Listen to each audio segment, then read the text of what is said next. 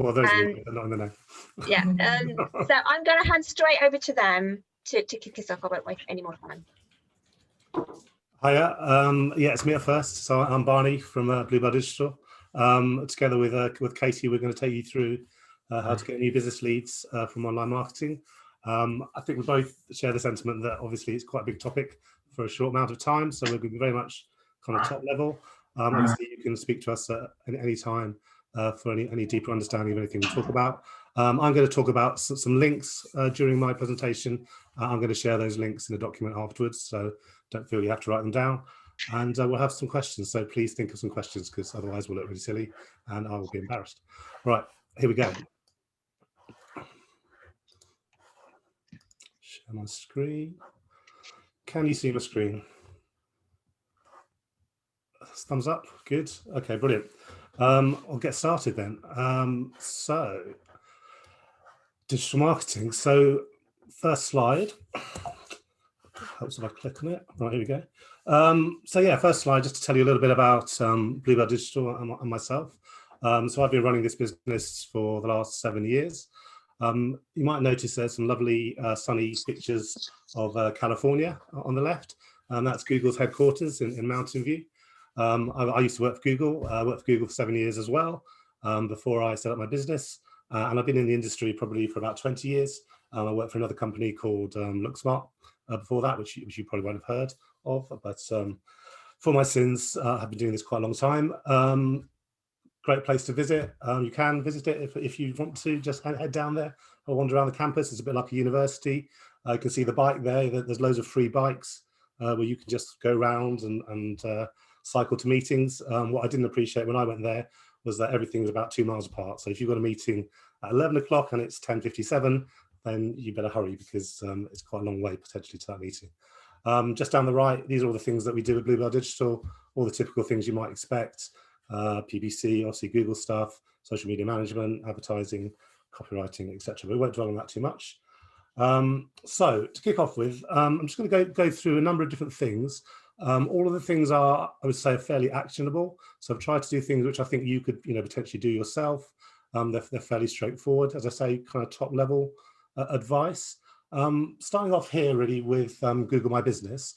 I think a lot of you hopefully would have heard of this. It's what you use to kind of place your business on Google, place your business on Google Maps, sort of establish a local presence for you. It's the place you would go to kind of set up that presence and kind of register your business, I suppose, with Google. That can be anything from a shop to an office-based business. It doesn't necessarily just have to be a restaurant. This is where you control how you appear on Google Maps, which is obviously kind of very, very crucial, especially if you are a local business. You want people to find you naturally, literally find directions, but also find details of your business, phone number, website, what you do. There'll be some reviews on there as well. So as we all know, reviews are really, really important in this day and age, whether it's kind of TripAdvisor or Google reviews or reviews on Amazon or wherever you go. People do pay a lot of attention to reviews. So obviously that's a good thing to have. Hopefully, you'll get mainly positive feedback. I think the trick really with this, and what I've put on the slide, is an example from Bluebell Digital. But the key thing really, it's fairly straightforward. It's just to fill out as much detail as possible. Really, you can't really put too much detail. So just put everything you can about your business, opening times, all your skills, experience, photos. Just make that profile as full as possible, because this is what Google is going to use, to find your business. When people are searching for keywords, potentially it's picking up some of these keywords and they're finding you on the map. That can be a real good driver for people to visit you if you're a kind of public business that people can visit, or people just to find out about you if they're going to call you or contact you, through the web itself.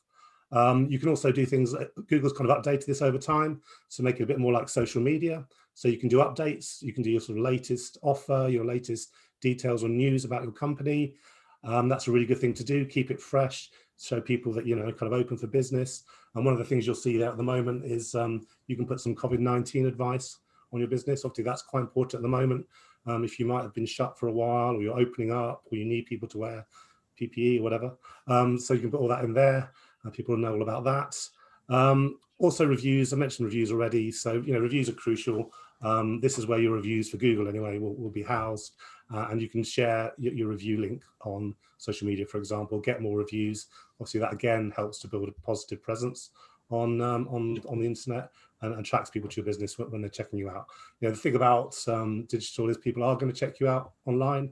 They are going to look at your website. They may be looking practically to find you on Google Maps, might be looking to find out a bit more about you on Google Maps using their phones, etc. So, create a really good profile there. It's totally free. Everyone can walk away from this meeting today and set that up or improve what they've got already. Look at it regularly as well. Don't just leave it because things go out of date. You may not realize. I'm going to talk a lot about Google. Google's the biggest player in this space. That's not just because I used to work there that I talk about them, but also, once you've done this for Google, I would prioritize that. But then I'd move on to Apple Maps and Microsoft Maps as well. They both have really good products in the same space. They're not going to have quite as high usage potentially, but obviously it's good to have a good presence there as well. Apple Maps probably being maybe slightly more important than Microsoft Maps. But yeah, get your presence in all these places. Again, it's just a little bit of effort. It's free to do, so why not kind of sort that out and get your presence there as good as possible, because it is the front. It's kind of front window, I should say, rather than front door to your business. So just as you would like to have, if you're a shop, really nice window display, well, make sure your internet window display is equally cultured and lovely.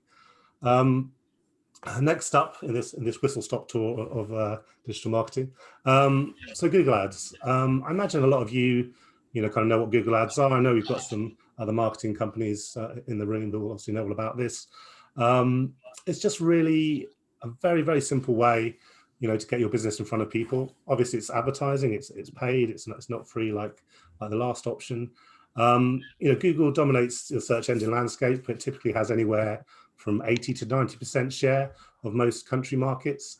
So it's a huge player. It is the biggest player. In this country, Google doesn't release these figures, obviously, because it's quite concerned about being seen as a monopoly. It used to tell us this stuff when I first worked at Google, but they soon stopped doing that because they realized it wasn't a good idea. Yes, it's like 85 to 90%, I would say, in the UK. Microsoft being about 10% of the rest, and a few other players, some small players you might know, like Ecosia and those other DuckDuckGo, and some other kind of growing search engines really focused on privacy. Some other countries do have other search engines. Other search engines are available. So in Russia and China, for example, you have Yandex, and you have other kind of local players, which are the number ones. And in some other markets like Japan or South Korea, you have quite big rivals to Google. Google doesn't have all the same sort of massive slice of the pie that it has across Europe. But in Europe, Google really is, by far the biggest player for most European countries. In terms of PPC or pay-per-click, Google is the first and only place that a lot of people go to advertise on pay-per-click, mainly because, especially for small businesses, it is the biggest player. If it's having kind of 80, 90% share, you can imagine you might as well go there for your first kind of efforts. Bigger companies will often also advertise on Bing or Microsoft Ad Center, as it's known now. That's because they want to get extra reach. They might be kind of maxed out with their budgets on Google. I want some extra reach from Microsoft, and they might have a slightly different audience potentially as well sometimes, perform slightly different to Google. I'm going to use an example of a local business of accountants quite often in the presentation, just because it's fun to do. Yeah, just to show you really, I guess a lot of your businesses probably are B2B businesses. I know we've got all sorts of different types of businesses here. Just to go through the page a little bit, in my example, I'm pointing at it, but you can't really see that. But we have Sussex Accountants as the search. So as you can imagine, you've got at the top of the page, we've got ads. So these are the ads that Google that you pay for if you do a PPC campaign. So you've got Bognor Regis Accountants there. You've got sort of cloud accounting being promoted by Honey Barrett in the second result. And you've got various other accountants going down. So you've got like 4 results there at the top of the screen. Those are all paid for. So if this was a live thing and I click through, I'd be costing Bognor Regis Accountants 50p, £1, £2. So don't do that. Don't click on other people's ads unless you're going to buy. So I suggest, and definitely don't do it if you're a competitor, because that's very, very fraudulent. I would definitely not encourage that. Going below that, you have what you might call the organic or natural results, starting with SJF accountants. So those are people who have good SEO, basically. So they're website has been optimized towards Sussex accountants. Most likely they are accountants in Sussex, you know, and it's a genuine thing. These guys are in Heathfield, so that's fine. Brighton, yeah. So these are all kind of other firms of Sussex accountants who've done very well to really optimize their content towards this search, which is obviously important to them. And we're going to talk about SEO a bit later in the presentation. But very basically, I guess, the main benefit of search advertising is you get what you pay for. It's pay per click, which means when someone clicks on your ad, that's when you pay. You don't pay to show your ads. It's not like TV or newspaper or an outdoor ad that, you know, you're paying for something which maybe half the people or a certain percentage of the people, they're just not interested or it's not relevant to them. They would never buy your product or service. People are actively clicking on your ad. Therefore, you know, that they are showing interest. Not to say that every click is necessarily going to be valuable, but you're only paying for what you get. The main aim with search advertising is really to create an experience where someone searches for what you offer. They see it described in your ad, so it attracts their attention. They click and then they land on a page which is all about that service or product. That's the kind of positive experience that you always want to get and sort of strive for with your kind of PPC ads. This is a very simple kind of example. And of course, you know, many sectors will have much longer sales cycles, you know, especially perhaps B2B companies like our accountants. It's not going to be an instant thing where you see an accountant ad and you sign up for them that day. But if you're interested, you know, you may well be researching that service. It might take you a little while to look at a few different kind of companies, maybe go and see them. But, you know, it could all start with a click on that particular ad, and that could be what sparks you to eventually do business with a particular company. Obviously, if you're buying a CD or you're buying some clothes, that might be a much quicker transaction. You search for what you're interested in, you buy it, and it's all a bit more instant, and that would really just depend on what you're advertising. The way to kind of achieve this kind of as virtuous experience I've described is to create, you know, a really well managed set of campaigns that closely matches a set of themed keywords. And the ads and the keywords go together on a particular theme, you know, a singular theme, preferably. This is kind of crucial for success because that's how Google works. You know, you'll get the best benefit from the sort of Google auction system and the algorithm. I won't go into all of the algorithm now. It's quite complicated, but basically it's based on click-through rates. So if you serve up what people are looking for, they will click on your ads, and you'll sell your stuff, but also you'll benefit from having potentially slightly cheaper clicks. And also in terms of, you know, kind of ROI that you'll generate from those ads, again, serving up what people want with the right offer is what you want to do, because that will encourage people to go through and transact with you. Landing pages are really important. So it's not just about advertising. You have a fantastic advertising campaign. If your website's terrible, people aren't going to buy from you. It's just like the experience you'd have if you walk in a shop. It's not very well sort of put together, presented, it's a bit dirty. People aren't going to like that. People aren't just going to walk out. So same with your website. You need to have a really nice landing page, one where it's easy for people to navigate, one which clearly points people towards what you want them to do. Do you want them to buy something? Do you want them to, if you're B2B, you might want them to, you know, sign up for something, ask for more information, give up their email address, all these different actions. You want to make it very clear on that web page what you want them to do and make it easy for them to do that. There's a whole industry of people potentially dedicated to kind of subtly changing the color of a web page or increasing the size or moving the position of a certain button, because that's proved to make people purchase more. And people can do all sorts of kind of experiments on that. Google are very famous for changing the color, you know, the subtle color of blue or green or something, and then testing it out on their massive range of users and seeing which one works best. But you can do that as well on a less industrial level. The final point I think here is about speed. So any of the web designers, I know there's some web designers in the group today, will tell you that you need to have a fast website. That's particularly important when we're talking about PPC and about SEO as well. Google will penalize you if you have a slow website, both in terms of your reach for search engine optimization, for those sort of natural results I refer to, organic results, how you appear, and potentially for your ads as well. You'll get a worse kind of quality score. So how do you check that? Google has a page speed checker. It's not 100% thing, so don't completely rely on it, but go there. I'll put the link in the thing that I share later. Check out the speed of your site. The good thing about that link is that it actually gives you lots of advice about what's slowing your site down as well. It might be heavy images, things like that, things aren't loading quickly enough. Obviously, there's lots of different elements. It's one for a developer to kind of sort out, or a web design company potentially. Yeah, that can really have a big impact, a negative impact on your PPC or SEO.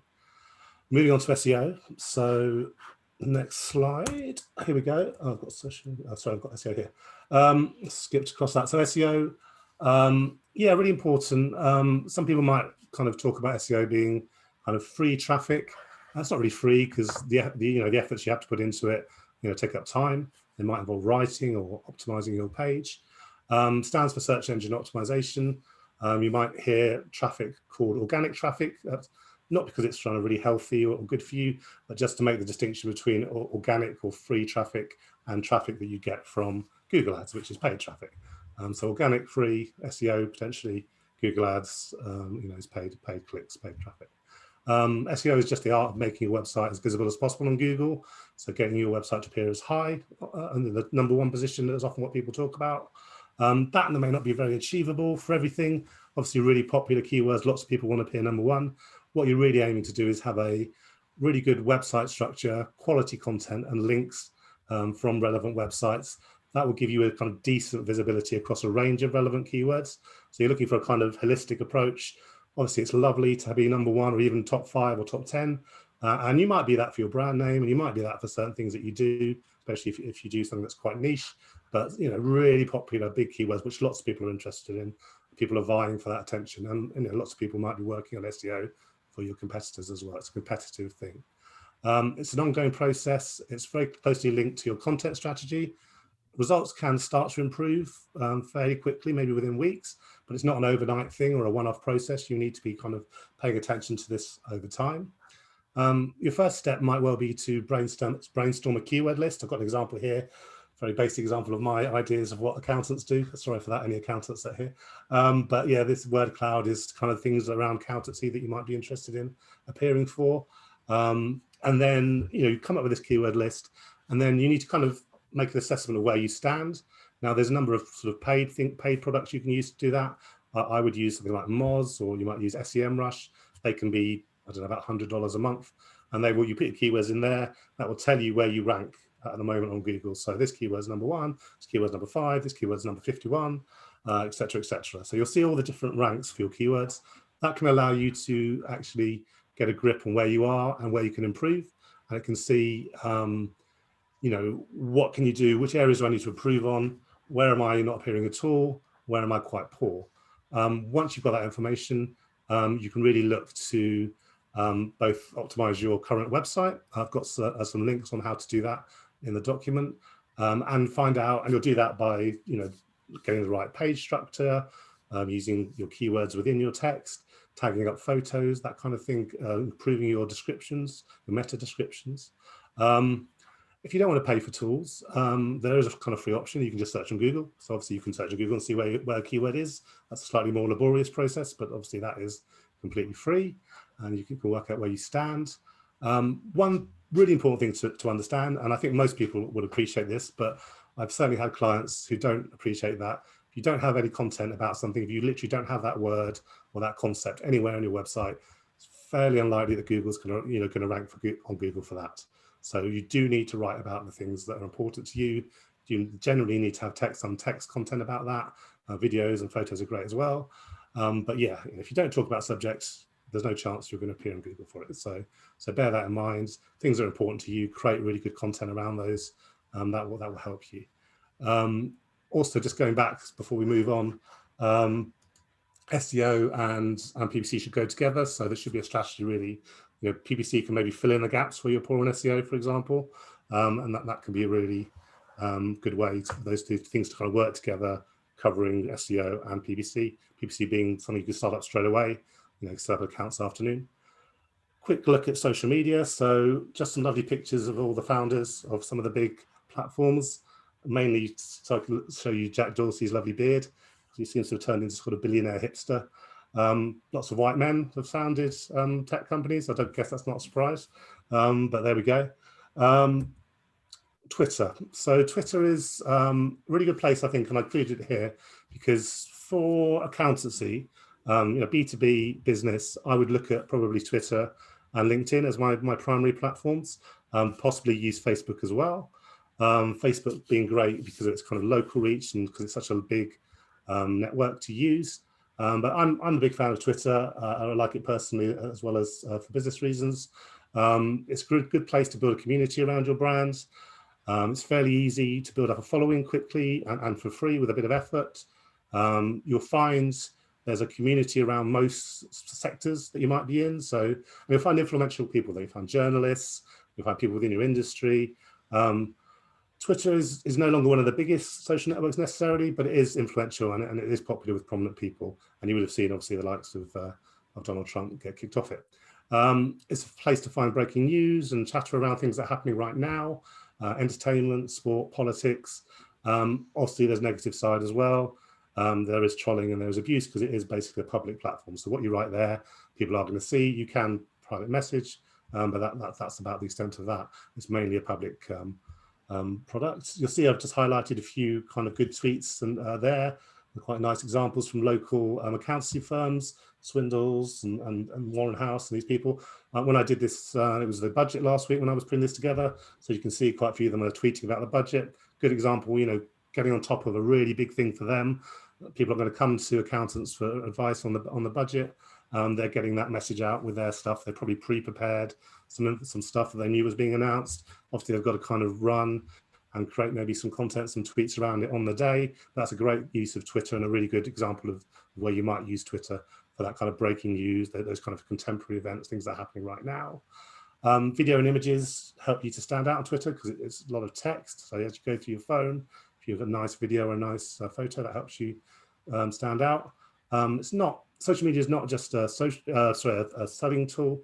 It should always be social. It should be conversational and two-way. It can also be a customer service channel. So people will message you and ask you questions and potentially complain as well. So you can try and deal with that in a public way, obviously, with great care and attention. The other thing I'd say quickly on Twitter is just kind of share the love. So, retweet things from friendly people or friendly businesses or partners or clients. If you're a shop selling Nike trainers, makes sense to share Nike's tweets about the product that you sell. They're a massive company. They've got, Tiger Woods and all these famous people. Why not share their content? It'll be much better than the content you as a small shop can create. So if it's relevant, share it. But also try and show sharing stuff is great. It's good for, way of finding content, but share what's unique about your business. That's what people want to see. They want to see behind the scenes. These kind of things will get the most response, you'll find. The story of your brand and the people behind the brands is what people want to see on social media. Finally, just use analytics on Twitter. There's Twitter analytics. I'll give you the link again in the document. See which tweets are performing the best, and then the best in terms of reach. So how many people have they reached, and engagement. So how many likes, retweets, replies. Engagement tends to drive a kind of network effect of your tweets and gets them to more people because more people share them and see them. See which ones stand out and then try and do more of those. So if you see that something you've done recently really stands out, was it an event, was it a little video that you created, maybe do more of those because your audience is telling you what they like. So, really pay some regard to that. That's important for all social platforms, for Facebook and everything you do on social. Look at the data, see what stands out to you, iterate on that, do more of that. That tells you what the audience like, not just what you think they'll like, what they actually like. Back on to the next one. So Facebook, I skipped over Facebook. I don't want to skip over Facebook because it's the big one. Big social network, the biggest reach of any of its competitors. Half the world's population are Facebook users. Not everyone loves Facebook, but you can't really ignore it in terms of marketing. Also owns Instagram, which it bought in 2012 for about $1 billion. It's the second most popular social network now with consumers. It's really grown and overtaken Twitter, which was probably second for a while. They also own WhatsApp and have Facebook Messenger. So they have a whole suite of tools and social networks that you can engage with, and lots of people do. It's probably not the obvious choice for accountants. I wouldn't say it's the first choice. And I think a lot of traditional companies, maybe like lawyers or accountants, might think, well, we won't be on Facebook. That doesn't make any sense. But it is very good for reaching people locally. So again, if you're a small chain of accountants that we're kind of imagining today, it would make sense for you to kind of reach into your local community via Facebook. And people are people, whether you're a business person or whatever, an entrepreneur, you will be on Facebook probably personally. So there's no reason why you can't try and reach people that way. It's good for image and video. It's often rewards kind of emotional and storytelling type of content. People are, just remember that originally people are there to kind of see what their friends are doing and their relatives. I mean, obviously there's lots of other things that Facebook does now, but that is the original kind of content that's going to be there. It's great for events, set up events. You can create a buzz around an event. You know, this event could have been listed on Facebook potentially. It's really good for customer service as well. So people will contact you on Messenger, or if WhatsApp can be integrated with your page. So again, be responsive. They're going to, you know, treat that as if someone's ringing you up in the office. You know, it's important to get back to them. Don't just leave it for several days. And then really the other thing to note, I suppose, at the moment is that it's being quite tightly integrated with e-commerce. So Shopify, for example, has recently kind of integrated with Facebook and is now able to buy things through your Facebook feed and through Instagram. Just a few more nice examples here, again, for local accountants. Nice images, nice updates about the budget. You can write a bit more on Facebook, so it's good for that, whereas Twitter's very short. One other recommendation perhaps would be to use an editorial calendar, so get all your events in the calendar so you can plan stuff around them. That means you can make the most out of things, so don't just on the day, oh my God, we're doing something important, let's tweet about it, let's write about it on Facebook. Have a whole series of things leading up to that event. Talk about the event afterwards if you've got it planned in your diary. Have, you know, Halloween and Mother's Day if you're a florist. Mother's Day is important. Halloween if you sell costumes. Industry conferences, all that kind of stuff. Things that your leadership's doing. Webinars, all that sort of thing. Get that in the diary. Finally, for Facebook, you know, it's quite hard. If you've got a Facebook page, you'll know it's quite hard to get organic reach. You know, if you post something, does maybe 10% of the people you have following you see it? A lot of people will see it primarily as a paid platform these days, because Facebook's been kind of dialing down the organic reach in favor of you paying them. And they're obviously a business, a very successful one. Simple advertising via boosting posts, or there is a more advanced option that I would potentially use for clients called Facebook Ads Manager. I've again dropped some links to some training that you can do to understand how to use that more. You would use that also to advertise on Instagram. So both places you would find through Ads Manager. Finally, I'm just going to skip over LinkedIn a little bit because I realize I'm going over time. Finally, LinkedIn, great place for B2B. Simple advice for LinkedIn. I'm not going to talk about it too much, but fill out your profile, make it as complete as possible. I've used an example of somebody who works for LinkedIn here. I'll use their page. Make it as complete as possible. Think about keywords. So it's all about keywords, like SEO. Here are the keywords that are important to you. Get those in your profile. Use your leadership. They're really important. So personal profiles tend to have a lot more reach. A lot more people are connected to you personally than potentially to your company page. Put those people all together. It's a much bigger network than you would have on a company page, often unless you're a really famous company. So get all your leadership to get involved with LinkedIn, maybe even take control of their profiles if they'll let you, and make them really nice and branded. So that is probably the most important thing. You can also use it obviously for sales and for recruitment. So it's not just about being a social network. If you advertise on LinkedIn, it has all the kind of things and details about you from a business perspective that Facebook would have. It can be quite expensive, but it's a really good way to reach people in a certain niche, in a certain sector for a certain job title. So it's a great kind of B2B tool. And then finally, on the last slide, just going to very briefly talk about video. Talked about different platforms and places to advertise or put your content. Video kind of obviously overreaches everything, so you can put a video on Facebook. These are examples from YouTube. YouTube is obviously the biggest video destination. Again, on the accountancy theme, I've taken quite a nice channel from the Institute of Chartered Accountants in England and Wales. They've got lovely videos about how to be an accountant, all the kind of qualifications that they do. Young accountants on the right there, sort of talking about what their career was like, how they came into accountancy, what it's like to work in London. Really nice examples of good content. Build up a community around your videos with great content. Claire, I'm sure, will support this. Create regular video content and people will come to you. If you build up a community on YouTube, for example, if you have 1,000 followers, well, that's 1,000 people that see every piece of content that you create because they get an email about it. So you could almost have, 400 views before you even start promoting it or doing anything else with your videos. So video is great. Social media loves videos, so make videos. I've gone over time.